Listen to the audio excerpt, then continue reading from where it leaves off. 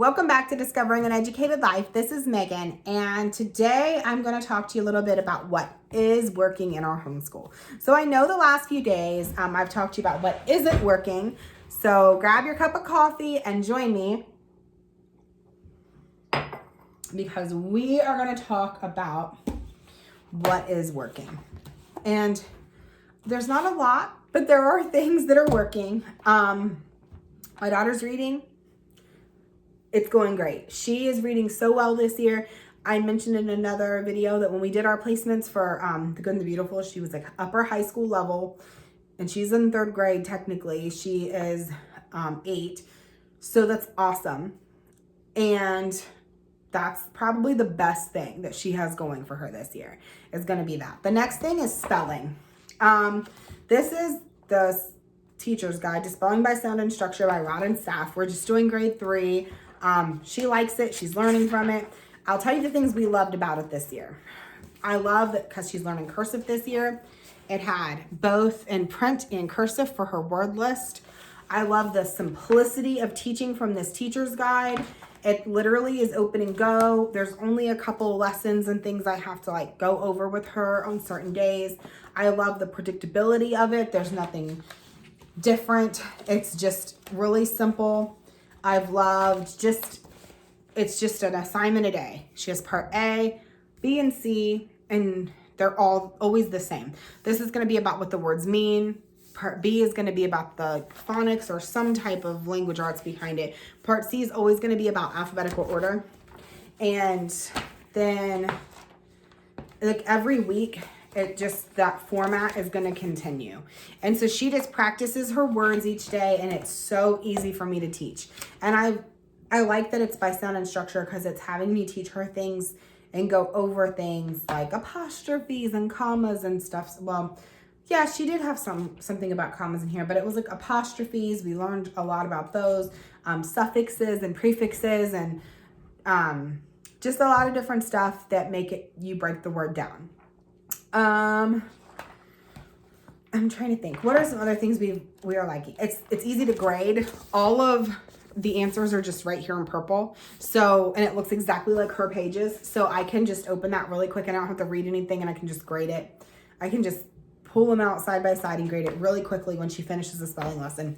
So we are not switching this. Like, I'm just sticking with this, and we're going to use that even though Sunlight does have spelling, and we're switching over to spelling. We're switching over to Sunlight. I'm not switching over to Sunlight for spelling. We're just going to keep doing spelling by sound and structure. Another thing that's working for us are our cursive lessons. And these are the transition lessons that I just bound from A Reason for Handwriting. And these are, like I said, they're just basic transition lessons. And I think she's doing really well with her cursive this year. So we're fine with what we have going on there. I mean, there's really not a whole lot to this. I will say I don't think that I would purchase this again if I had another child. It's very, very, very simple. I haven't used the teacher's guide at all. Honestly, I'm just taking worksheets like this and teaching her this myself. Like, I haven't used what they have given me, if that makes sense. Like, I've just been doing it on a whiteboard and letting her do this, but it's working. So I want to share the good, and it's working. So those are the main things that are working. I do have a couple more things. So one other thing that is working this year is our Tchaikovsky study. So she had this little reader we did, and I did like how My Father's World broke down these 2 CDs here. So it's the story of Tchaikovsky with music, and then the best of Tchaikovsky, this one. And we've done the Nutcracker with that. But there was also Sleeping Beauty and Swan Lake. So we will probably do those as well, just because we have this and that's working for us. She enjoys doing that, so it's super easy to add that in like one day a week. And what she's been doing is copying. I have a little light up, the whiteboard here, and she's been copying them and drawing them and making a little book like coloring and making a little book of the pictures to add into her binder for the year. So that's working for us in like composer study area, I guess. And we're just going to keep with that, and we're not going to do anything else for that this year. It's just what has been working, and I don't want to change it, even though it was part of my father's world. That's fine. Like, we're just going to keep going with it.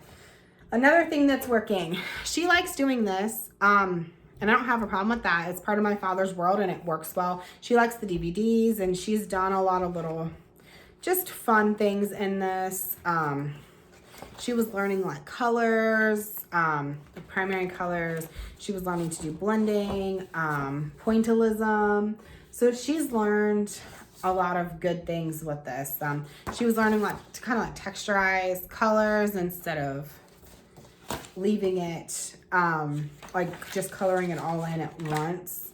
So I just feel like she's learned enough from this that I'm fine with her continuing. She was just like, sometimes there's just little fun assignments, doodlebugs, and she did some with markers on poster board, and she's had fun with it. So I'm fine with her continuing with this for the time being, just to kind of work on some, honestly, just gross motor too, and learning some different techniques and stuff. That's working for us. There's no need to change it because there's no art with sunlight, and she likes that. What else is working for us? Singapore. This is going really well. She's passed her reviews, which I kind of, it's not a test, but I treat it kind of like that. I don't help her with the review, and if she passes it and gets a good grade over like a C+, like a 78 or so, I'm fine with that. And she's got mostly A's on those this year. So that's working, and I don't want to stop something that's working. And we already used the sunlight guide to it. So we're just going to keep going through with that. Spanish. I don't even know that I've shared this, but my husband's been doing the complete book of Spanish with her for like a couple months now, and it's going really well. And I liked it. Even had some stuff where she was, I mean, it has like just basics, like numbers and things, and they work on saying them and saying stuff throughout the day besides this. But then I was trying to see.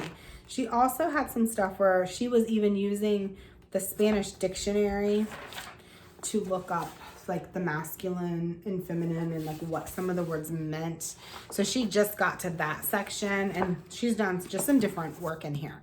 This book, The Complete Book of Spanish, I would highly recommend, and we're really liking this, and it's going really well. So those are all things that we will continue doing into 2021. Even though we've made a lot of major changes in our homeschool, that stuff's working. So there's no need to change spelling if the program's working. There's no need to change cursive if the program's working, or Spanish or math or composer study or art. All of those things can remain the same, even if we are doing something different for history and Bible and literature and those kind of core subjects, even language arts changing so much. We don't have to change every piece of it. So the language arts can just kind of be like more natural copy work and just some writing and stuff. And honestly, I think our days are going to start going a lot smoother with that format than what we are currently doing. So don't forget to hit like and subscribe, and let me know if you have anything that's working great for you this year. I would love to hear what's working good. I sometimes lately feel like I hear everything that's going bad, and I want to know what's going good in your homeschool or your life. So comment below and let me know. Share some good.